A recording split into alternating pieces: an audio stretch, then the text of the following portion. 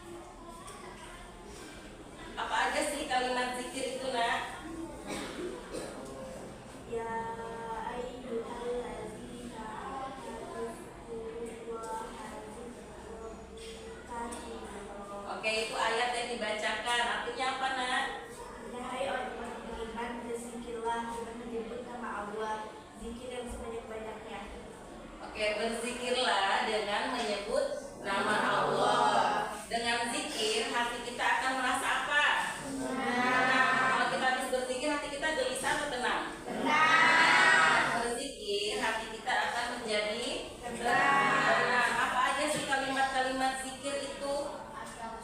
Astagfirullah, subhanallah, walhamdulillah, wala ilaha illallah, Allahu akbar. Oke, subhanallah itu adalah kalimat apa? Subhanallah adalah kalimat tasbih.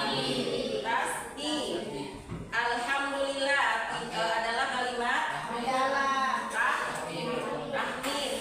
Ulang lagi ya, kalimat tasbih itu subhanallah. Kalimat tahmid tahlil, la ilaha illallah, takbir, Allahu akbar. Jadi ada beberapa kalimat-kalimat zikir yang bisa kita ucapkan dimanapun kita berada, tapi tidak boleh diucapkan kalau kita dalam kamar mandi. Jadi ketika hati kita tidak tenang, kita bisa menyebutkan subhanallah, kita bisa bertasbih. Ya, subhanallah artinya maha suci Allah. Subhanallah artinya maha suci Allah. Ya, alhamdulillah artinya segala puji bagi Allah. La ilaha illallah artinya tiada Tuhan selain Allah. Dan Allahu akbar artinya Maha besar. Oke, sampai sini apakah ada yang tahu bagaimana sih hubungannya antara zikir kok bisa menenangkan hati kita? Apa hubungan antara zikir dan ketenangan hati kita? Ada yang bisa menjelaskan?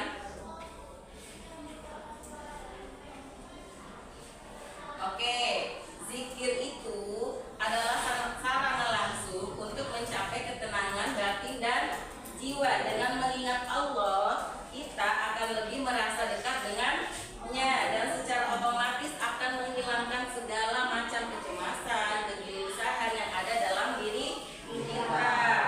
Oke, sampai sini ada yang mau ditanyakan? Masalah sholat dan zikir. Sampai sini ada yang ditanyakan? Oke, sekarang Ibu akan menyimpulkan sholat dan zikir itu adalah dua pilar yang saling melengkapi dalam